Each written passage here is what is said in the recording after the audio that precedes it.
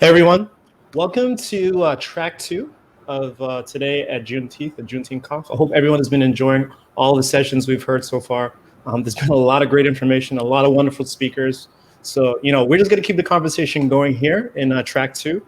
Next up, we're going to have Ken Granderson and also Dale Dowie, and they're going to talk to us about Blackfacts and the Wakandan Technology Platform. So I'm going to take a step back and I'm going to let these gentlemen go ahead and take control. Thank you very much, Cecil. So my name is Ken Granderson, and that's what we're here to talk about. Blackfacts and the Wakanda Technology Platform. As you see, technology by us, for us, about us. And we have a pretty audacious statement here about creating the future of Black history and leveraging technology to uplift the race. You're going to hear a whole lot about how I got into technology and things that I did as a Black software developer. So I'm not going to get too much into my background at this point as far as an introduction, other than to say that ultimately I, am once upon a time was, young Black man, kid from the hood in the neighborhood that was formerly called Do or Die Bed-Stuy. A little different now, but it is what it is. I'm the technology and vision side of the house, and my main objectives are to show you examples of what's possible if you want to get on the idea of creating technology from a Black perspective, and to get you to think outside the box, because I think you'll see things that no one else has been talking about or doing, and ultimately to get you and inspire you to consider taking action, to create something, not just to be a user, but a creator of technology. Dale? And my name is Dale Dowie, and I'm more of the business side of Blackfacts.com. Ken and I met years ago in college. He was a DJ, actually, and he happened to be a Kappa, and I was a Sigma. Don't ask me how we ended up, wanting to be friends after all that in the Boston area.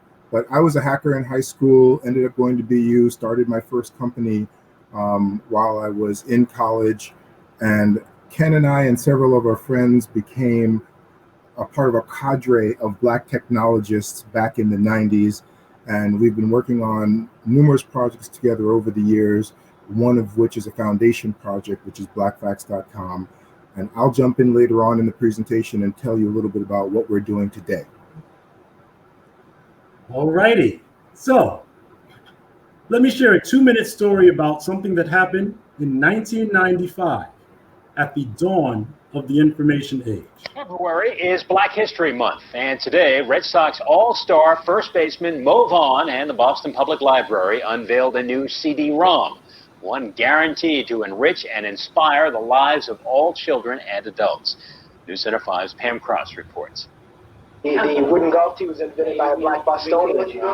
I didn't know that before I worked on the product. It looks like a computer game, but surprise, this is a history lesson. Boston's Black history, to be specific. The creators, Inner City Software, took this 1992 book, authored by Robert Hayden, and transformed it to CD-ROM. I call them the MTV generation. And, books aren't really cool. Books aren't that popular. After, playing with the program a little, they might, go down to the library and actually get the book and look at that too. You can find the program at some Boston Library branches and at a few Shawmut Bank locations. They kicked in the funds. This is the Mo Vaughn Community Youth Center. It shows other prominent, Black figures in this community that aren't athletes, that are just people who go out and do a good job of what they do. I like that it teach you a lot of things that I can't find in my history book in school. Like, it showed me a lot of things that I won't find in the history book. Touchscreens are also in use at the Children's Museum. Vision Computers donated these units, but any school already equipped with computers can share the wealth. Inner City Software is giving them to any school in the metropolitan Boston area that can run the software. In any youth center or program. African American history as close as a keystroke. The facts are the same, but now they're available at the touch of a button. In Dorchester, I'm Pam Cross, News Center 5. February is... Okay, so the 350 Years of History program was publicly displayed at the Boston Public Library and the Children's Museum on touch-screen kiosks. It was in the news and demonstrated on local television, even presented it at the Schomburg Center for Research in Black Culture in Harlem. But unfortunately, after 2 years of meetings with the school system due to politics and the fact that none of the schools in the Black communities had CD-ROM capable computers, it never got into the school system. And I don't know if you guys noticed our Blackfacts Matter t-shirts. This is what some of the kids were wearing. We made these, when we did demonstrations at the schools. And that's what the program looked like, 1995. So now, word of warning, you're about to see a whole lot of images and examples to follow. And in the interest of time, I'm just going to mention them very briefly and move on. If you're interested, everything I'm about to show you is available online. But right now, I just want to give you some food for thought about what being a Black technologist can look like. So the story really starts several years earlier, when I was working as a software tester at a company called Phoenix Technologies and decided to get into programming. I asked the folks at Phoenix if I took coding classes, would they reimburse me? They said, well, you're a software tester and we're more of a hardware company, so they said no.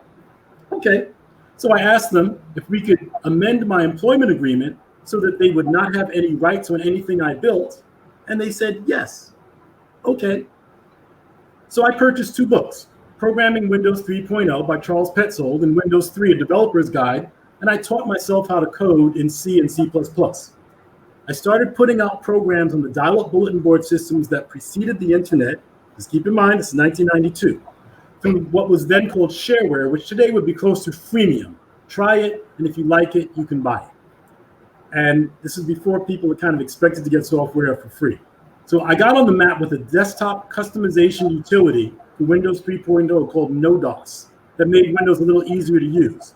When that feature was included in Windows 3.1, I did another one called Group Icon, which ended up in several books in the US and at least one in France.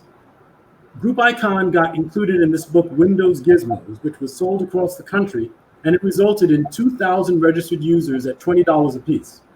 My salary then was $43,000, so I quit my job at Phoenix and started doing software full-time under the company name Inner City Software, which was the euphemism for Black software company. And of course, the perfunctory Inner City Software t-shirt, right?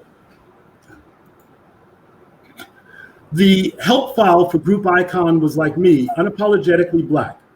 And the Windows Gizmos book printed it verbatim, including these thank yous for the inspiration shout outs to not only Martin Luther King Jr. and Malcolm X, but to Elijah Muhammad and Minister Farrakhan, who at the time was filling stadiums across the country with unapologetically Black messages of Black self-love, self-sufficiency, and empowerment that led to the Million Man March of 1995.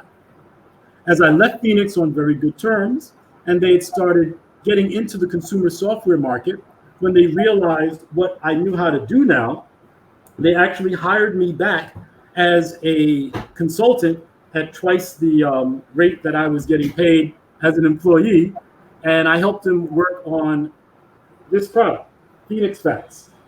And I'm going to show you a picture that's from the inside cover.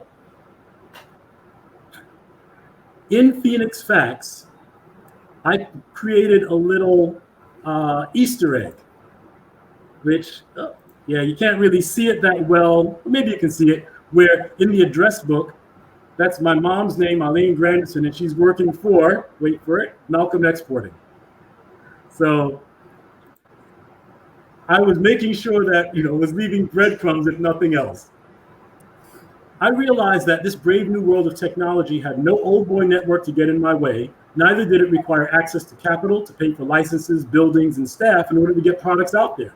So I established Inner City Software with the goal of broadcasting both inside and outside the Black community that the computer age represented the closest thing ever to a level playing field, and that there were smart Black folks who would be part of this new economy. And the image on the right is actually circa 1997, showing some of the trainings we were doing for local nonprofits and National Society of Black Engineers. Inner City Software became the tech company in Boston's communities of color. And we put dozens of local organizations and businesses online, from Black businesses like the New England Black Pages and the Black newspaper Bay State Banner, to ally organizations like the Boston Foundation, Northeastern University School of Education, and the Nellie Mae Education Foundation.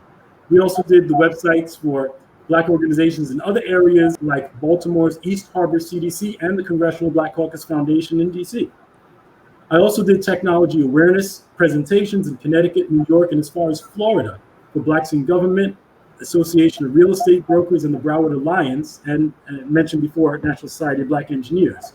In the quasi-public and private sector, did websites and other tech work for a bunch of community economic development organizations and the venture capital firm Bessemer Venture Partners, but for some reason was never able to secure external financing from any of them. By 1996, the internet was starting to expand outside the realm of the world of nerds, and I realized that the internet was going to be another game changer, and not just for techies this time, but for everyone. So the obvious thing to do was gather up all the Black tech folks I knew to help me put together websites for Boston's communities of color under the name Inner City Access.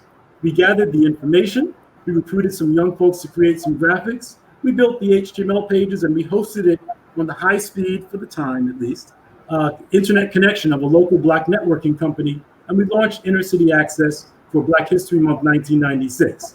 And yes, that picture there is a 9-year-old boy who did part of the presentation of Inner City Access, and you'll get to see him in this second of 2 videos that I want to share with you. Keep in mind, again, this is 96. Some of Boston's minority neighborhoods are going online for the first time through a new website called Inner City Access.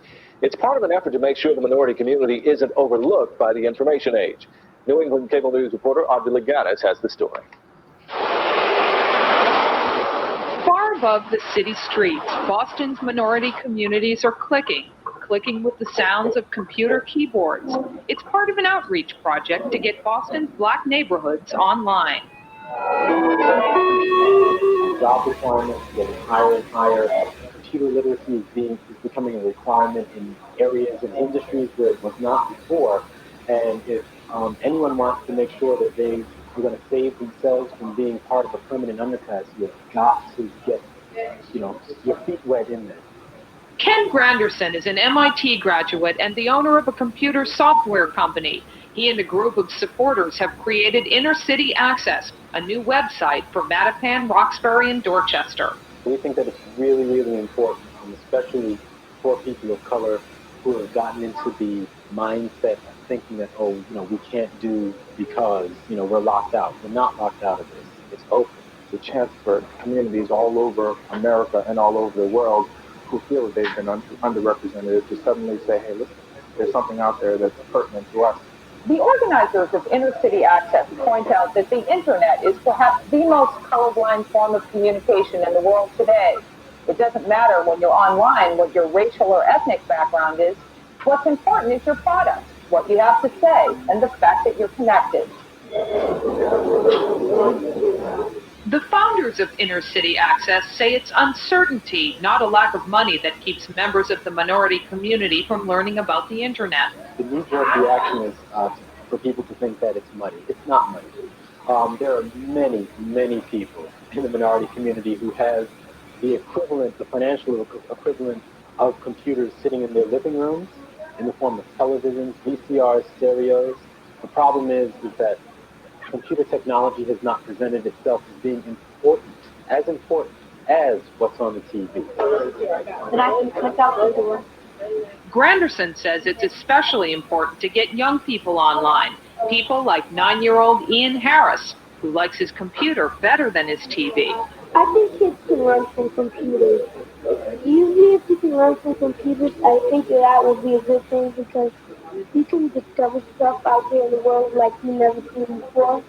The founders of Inner City Access say they'll continue to reach out to young people like Ian and to the rest of the minority community to make sure they don't get bypassed by the information superhighway. In Boston, Audrey Laganis, New England Cable News.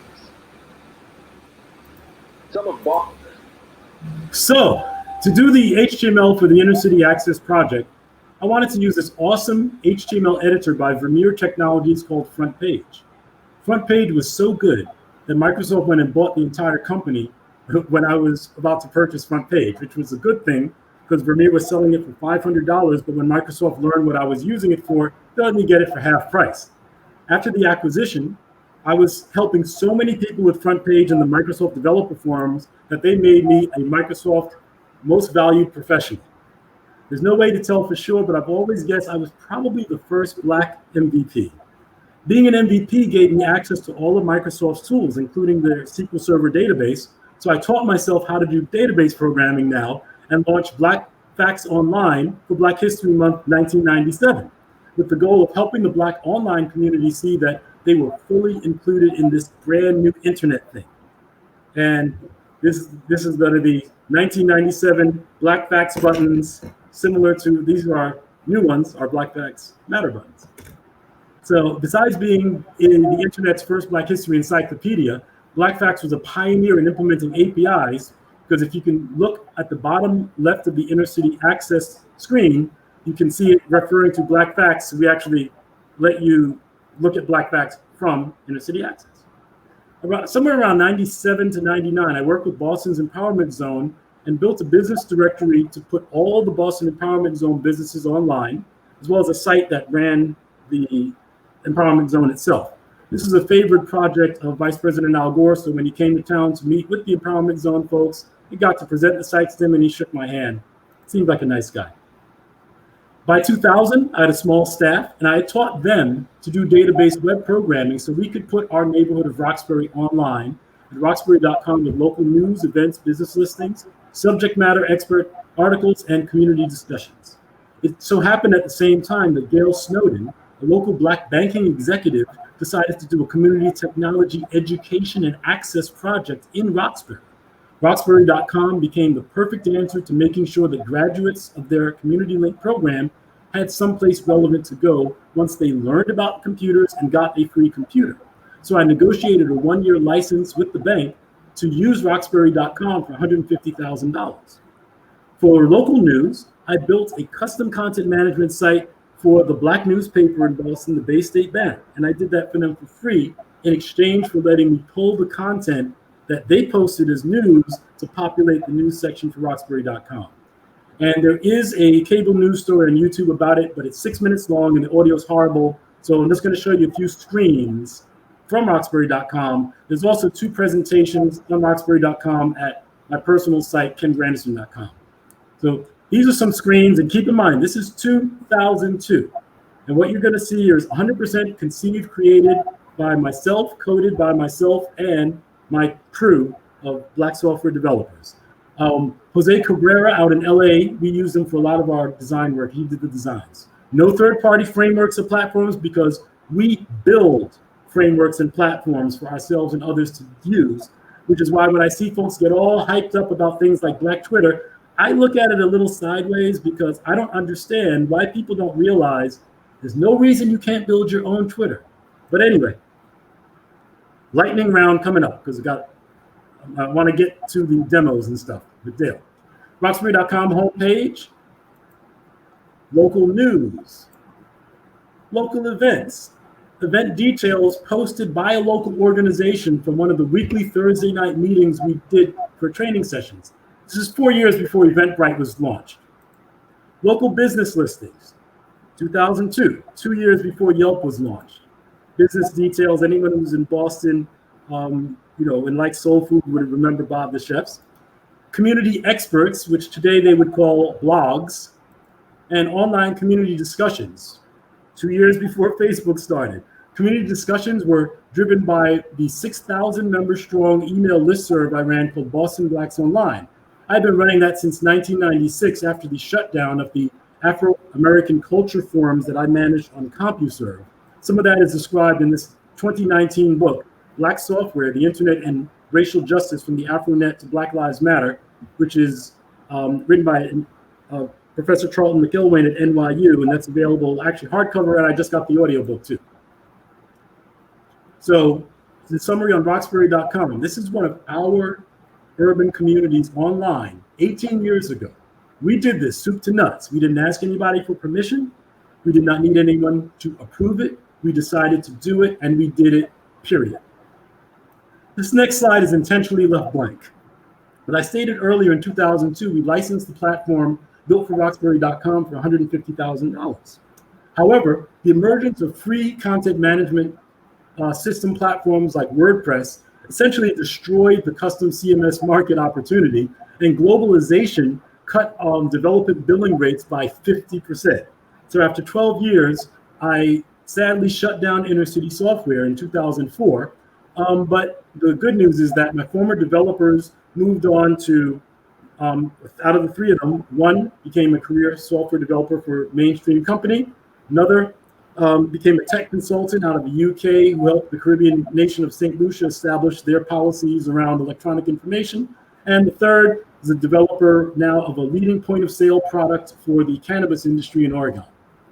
Speaking of St. Lucia, so after Inner City Software, I had stepped back from doing my own projects for a while and did everything from working on a smoking cessation online community, working for Hewlett Packard, and I built several sites, a social networking site, a custom text messaging platform, and enhanced online recommendation engine for a longtime friend who also happens to be Black, who's launched and purchased several tech ventures. I also work with Dale on several projects, including a web-based scheduling and shop management system for barbershops and beauty salons, a web-based project management system for a major insurance company, and a scholarship management system for an organization that did scholarships for the beauty industry. Around 2013, one of my former employees, who is St. Lucian, was consulting for the government when the need came up for them to have a good website.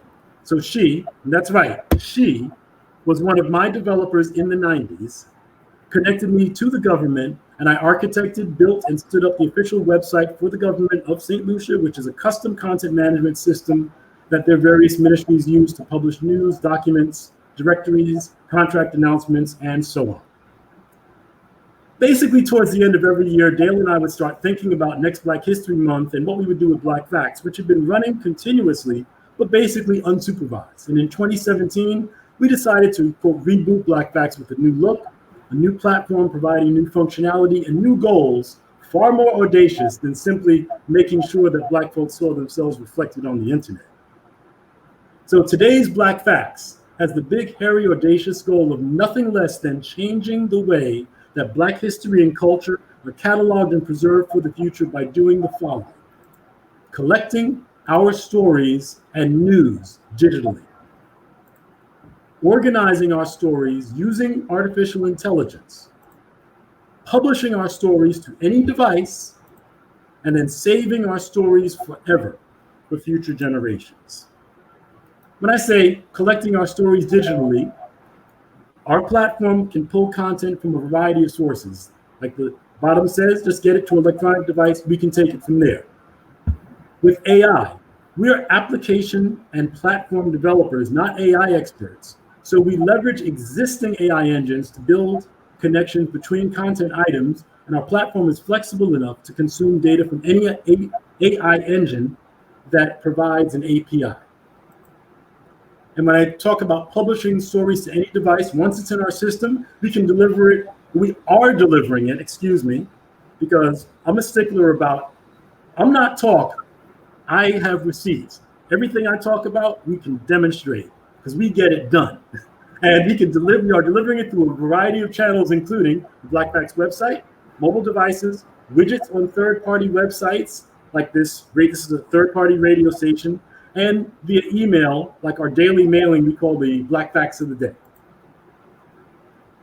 Final point, saving our story for future generations. We view our platform as a game changer because while in the past, much of our history has been lost because libraries burn, all griots die, and history books are generally written by the colonizers. However, we own all of our intellectual property and are committed to making it available to the academics, the journalists, and other storytellers who are the ones who are capturing Black history as it unfolds, but they just don't know how to leverage technology like we do.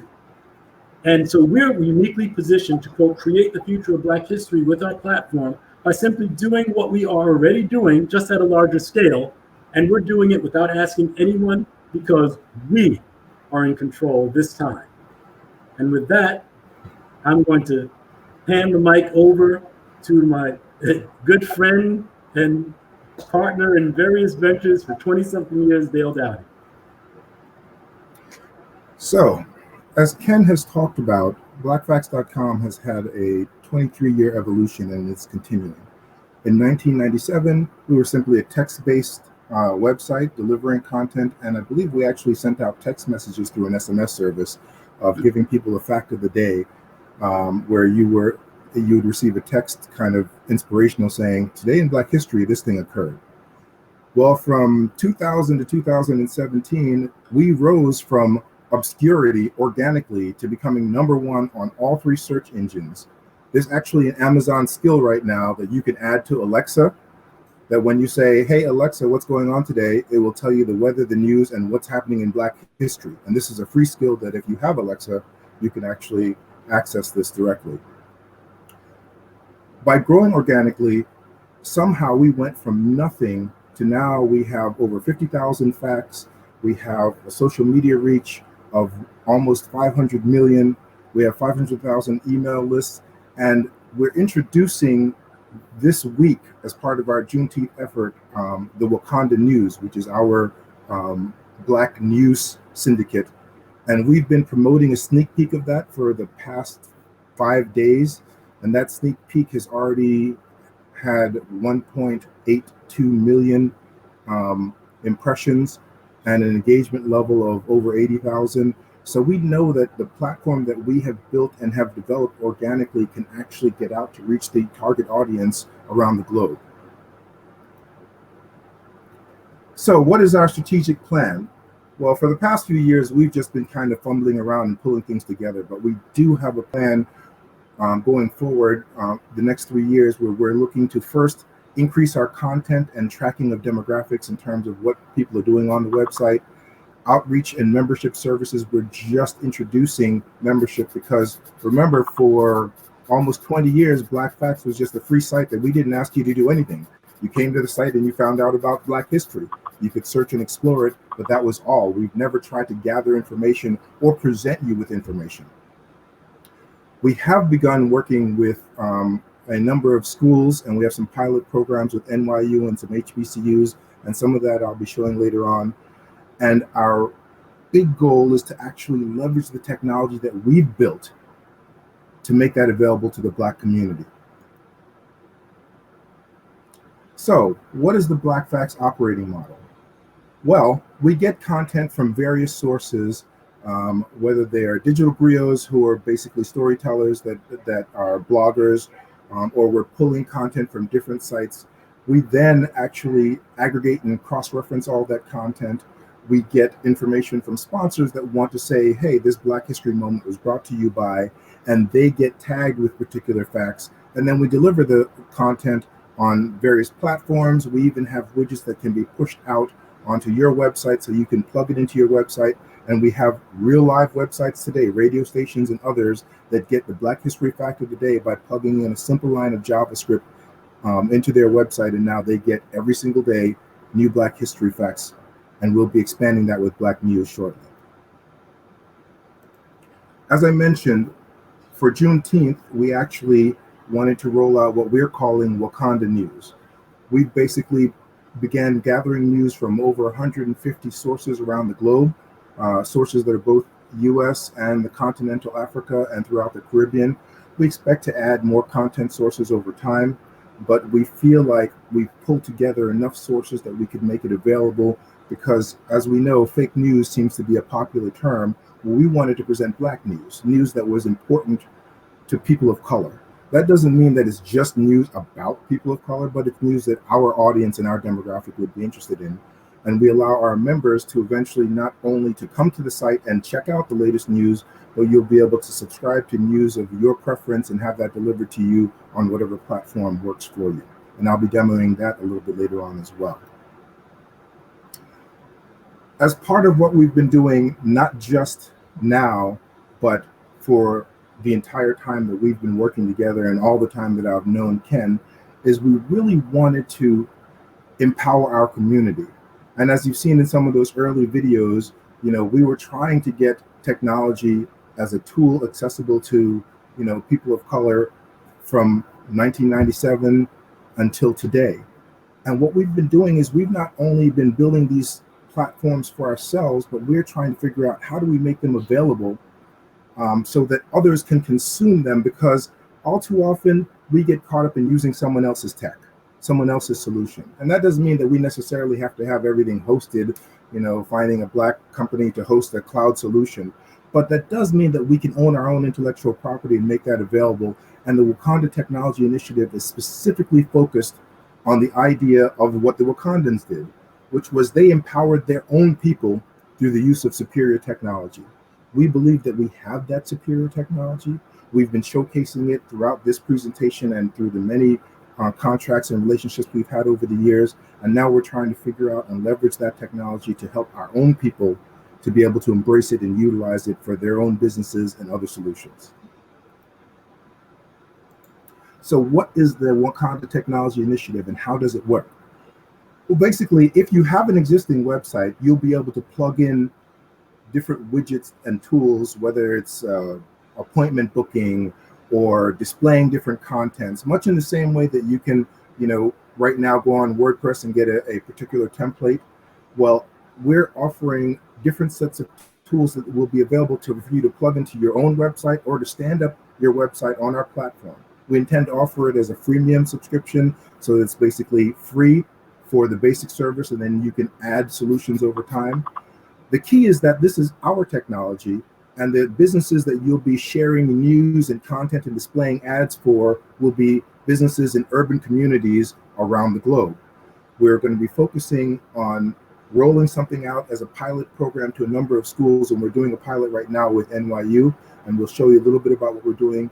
But our real goal is to empower our people with technology tools that can be available at a price that makes sense for them. Because many small businesses either don't know how to leverage technology in a way that makes sense for them, or they realize, hey, I can't afford it, or they have their cousin TT who throws together something and then forgets all about it because they don't really have skills and that's not their specialty. We have developed the solutions and packaged them in a way that it can be readily delivered, and we're hoping in the next few years to begin rolling that out across the country. The big picture is this. We have Blackfacts.com, which is already #1 in all the search engines.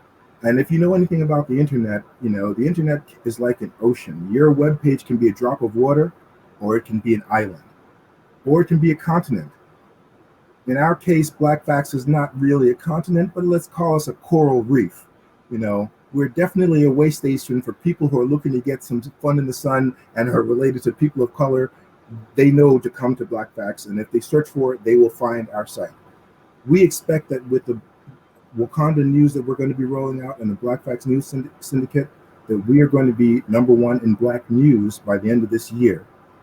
We have really put a lot of work into this, and we're excited about making this available to the general public. But what we've found is that it's about awareness.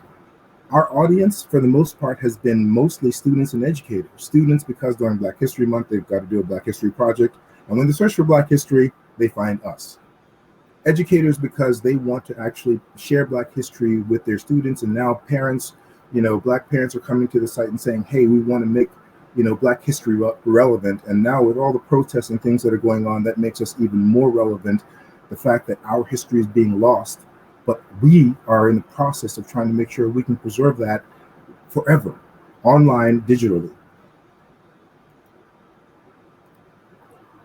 So what are the things that we've been doing with the Wakanda Technology Initiative that are actual real projects? And some of these I'm going to be demoing, and I'll be flipping off the presentation in just a moment. We've set up a pilot program for a marketplace where we're selling Black products from particular vendors, and we expect to call that Wakanda Marketplace and expand that in the coming months as we offer products and services from Black businesses around the globe.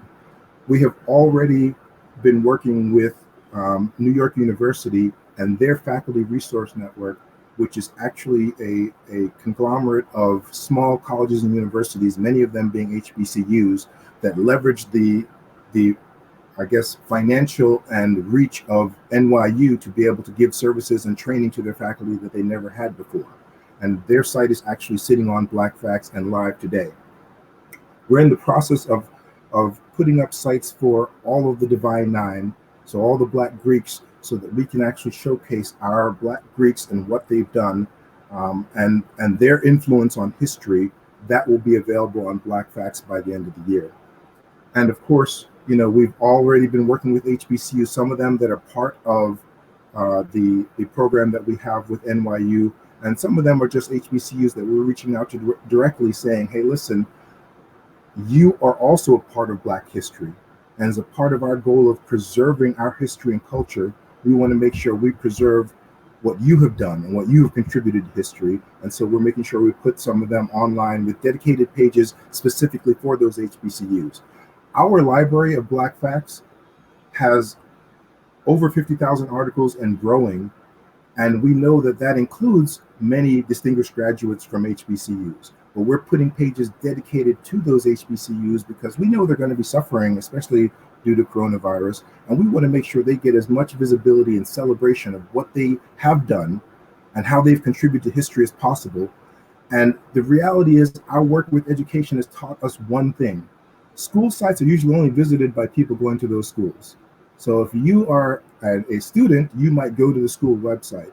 But if you're in the general public, you're not really finding out what the school has done, what its place in history is, who the distinguished graduates were of those schools.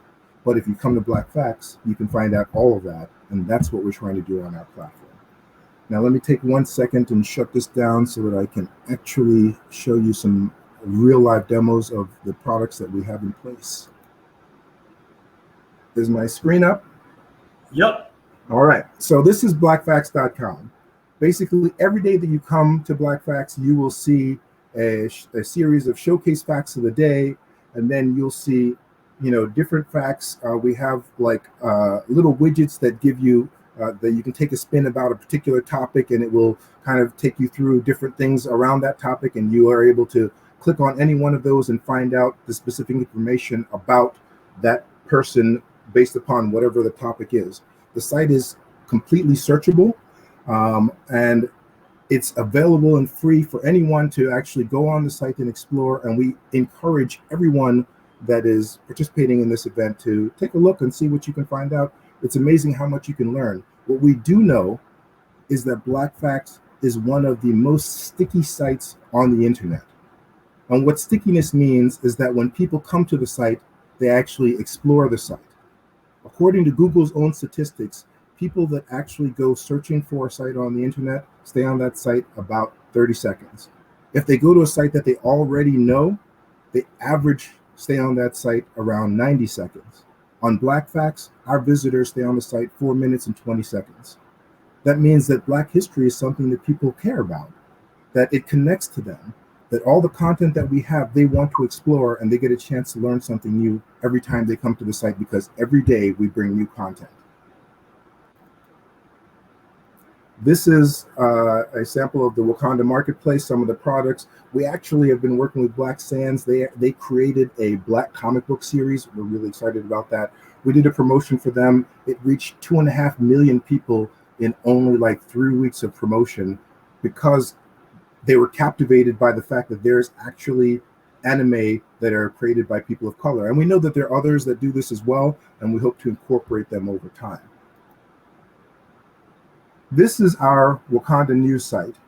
We've just released that as part of our Juneteenth offering. If you go to blackfacts.com/news, you're able to go to this page.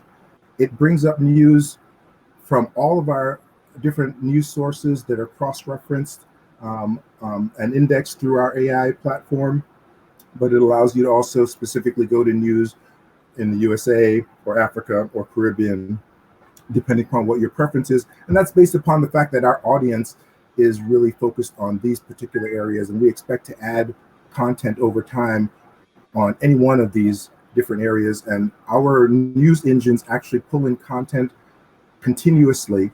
And so you'll see every time you come to the site, there'll be new news, new topics of discussion for you to review.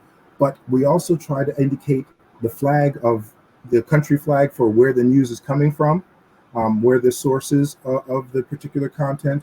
It is searchable, so if you do a search for something like Juneteenth, you'll actually pull up all the news that we have in our archives that are related to Juneteenth. we have a little animation of historical figures that's part of our cycling and waiting process as it loads. Here's the results for the Juneteenth search.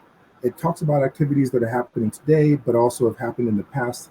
And we're really excited about the fact that we're able to make this available to all of our customers. We did a promotion for this particular service, and it has just been amazing, the amount of response. Some of it actually not that good, because people are like, hey, wait a minute, Black news? Well, what about Latino news or Asian? And we're like, well, we're Black. So, you know, and we're not apologizing about being Black. This is why we're called Blackfacts. So it's been interesting to see how people have been responding. This is our dashboard, which is our administrative dashboard. I'm just giving you a clue in. We have a number of tools that allow us to manage the complexity of the system and show the activity that's happening. And we can, you know, filter activity by day, by week, by month. One of the interesting things that we're always aware of is how many fact views this particular purple item. So far this month, we've had over 117,000 fact views. We typically can reach millions of fact views per month, depending upon what happens. And during Black History Month, everything explodes. Now, I mentioned some things that we were working on that I wanted to showcase for you. We're working on a showcase site specifically for Harvard University, because Harvard has a project that is talking about Harvard University and their impact with slavery and Black culture. And so we're actually doing a special project for them. They've been one of our clients in the past, and we're going to be showcasing with Harvard University the diversity of their faculty and staff. And that's something that we plan to roll out sometime in August, but we're pulling that together right now. We have begun modeling sites that we want to do for Black Greeks. I happen to be a Sigma, so of course I'm showcasing the Sigma site, but we're going to have sites for all of the Divine Nine. We have the AKA site. We want to showcase the history, the contributions, what they stand for, what they've done in the past, and what they're doing now. And all of this is going to be driven by our AI engine, pulling content that is relevant about this particular topic and making it visible and showcased on this site. So when people come to Blackfacts and search for something about any one of the Divine Nine, they're able to pull up real content that is happening right now that they're involved with, and allow them to be redirected to find out more and participate in those programs if they would like to. This is Delta Sigma Theta. We also have, you know, in homage to Ken, we do have the Kappas. So again, we're really excited about what we've been able to do and the things that we're working on, but it's not just about the fact that we're building technology that is showcasing Black culture and Black achievement. We're working on something that is really special. This Swagger site is actually part of our toolkit, and we're putting together a toolkit for all those people that went to Code Camp and they learned how to use everything, you know, from Ionic to React or whatever tool set they went to camp and learned about. They know that all these camps, you know, talk about using different APIs. So we have an entire library of all of our quote unquote, our Blackfacts and Wakanda APIs that will allow anyone who is a developer to be able to pull Black content and make that a part of their platform, whether it's a mobile platform, web platform, whatever you're developing. If you're going to Code Camp and you want to showcase Black history, we are going to be releasing all of these APIs so that you can find out and pull sample code. This is the API for our fact of the day. So you're able to pull in the fact of the day and display that on your particular site. All of this is stuff that we're going to make available to those people that are in our community, because we're not only wanting to showcase what we have done, we want to use our technology so that others in our community can actually build and grow on their own solutions, their games, their websites, their models, their news sites, whatever it is you're building. If you want to be able to pull content that is relevant, you want to show news on your website, you don't have to go and pay anyone for a news subscription. You can come to us because we're pulling in the news that's relevant to your people, and you're able to showcase that using the API platforms that we've put together so far. I have a couple others that I'm quickly going to go through. This is like Cristo Rey High School, which is one of the high schools that we're partnering with, because we're basically, as I say, the educational platform is one of our real, winners here, because so many schools are no longer teaching Black history, and we're finding more and more schools that are in urban communities want to showcase what they're doing. We're working with the Hermits Rider elementary school. It's the elementary school in New York. 79 in Canarsie. Yeah, it's in Brooklyn. So we're working with them. We're going to be putting them on Blackfacts and putting them online as well. Their principal is really excited about this project, and this is something that that we think is just part of giving back to our community, but also giving them something relevant that they can use on a day-to-day basis. This is Morehouse, Tuskegee, Howard, all the HBCUs. We're in the process of putting them online. The last thing that I want to quickly go through is this is the Faculty Resource Network site that NYU has. They have a number of members, like Xavier University is one of the HBCUs, NYU. All of their member universities are showcased on here, all the different programs that they've been involved with. This is actual technology that's built on the Wakanda Technology Initiative. Everything that we've done here. When you choose to go to, like Wagner College, and you want to see what their institution is about, all the content that they've provided us for Wagner College actually becomes available and is fed. It's data-driven. Everything about Blackfacts, our site is not static. The reason why we became #1 in all the search engines is because every time you go to the website, I don't mean that every time you go for a particular day. I mean, every single session that you go to on Blackfacts shows you new information. And because of that, it's new and relevant information. That means our site is constantly updated because it's entirely data-driven. This is the type of functionality and capability that we're offering now to Wagner, to the other HBCUs that are part of the Faculty Resource Network, and they are really excited about this. We have a number of other platforms we're building out for them. The last one is, I think this one is the community portal. NYU and a number of these other HBCUs are looking to get tenured Black professors. There's always hey, I couldn't find anyone of color who was qualified for a particular job. So NYU has a specific program called Faculty First Look that takes graduate and postgraduate students and educates them on the steps they need to take, and it actually pays for them to come to NYU and go through this curriculum, so it doesn't cost them anything, so they can learn how to become tenured at universities around the country and around the globe. And we're putting this community site online, again, using our Wakanda Technology Initiative technologies. And I think we're now in the last 10 minutes, so we're in the questions and answer session. Oh, can we just do the last slide then? Put the last slide up, or go to my screen, or yeah. Yes. Anyone that's participating in this particular event or on this stream of today's event, if you send an email to Juneteenth@blackfacts.com, you will end up getting a free gold level membership of Blackfacts, which gives you much more access than our normal free membership. Our gold level membership is usually 2 Tubmans, $40 per year, but we'll be giving that away for free for anyone who sends an email to Juneteenth@blackfacts.com. And we also have some we have a relationship because we are rolling out some adult learning skills, because with this whole coronavirus, we know that people are out of work. And as people try to go back to work, maybe their career path is not the one that's going to work for them. Maybe they can't go back and get a job at a restaurant.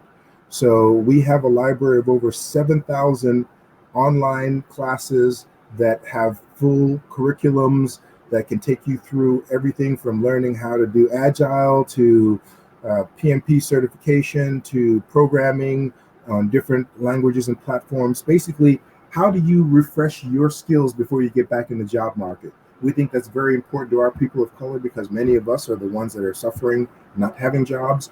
And so that's a platform that we're going to be working on. And anyone that sends an email to Juneteenth@blackfacts.com will get a free sample where they can go through some free courses on that platform. But that's something we'll be rolling out later this summer as well. Thank you very much. I know you've had a long day. This conference has been fantastic. And you know what? I have one closing thought. Before we do questions, is that Inclusion is such a buzzword these days.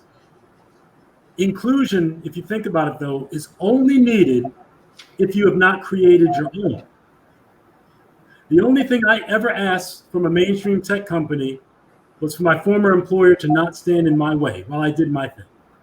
So while you're supporting initiatives to push for more diversity and inclusion in technology, also remember that the only thing stopping you from creating your own technology is not doing it. And that's it. Great. Well, hey, thank you to both for that very thought-provoking and really interesting history lesson too into some really cool technology. My family's from the Caribbean. I was born and raised in the Caribbean. So, when you started to talk about St. Lucia and, some of Big the up work. to Jamaica. Barbados and Trinidad over here. Yeah. Okay. I love it, man. I love it.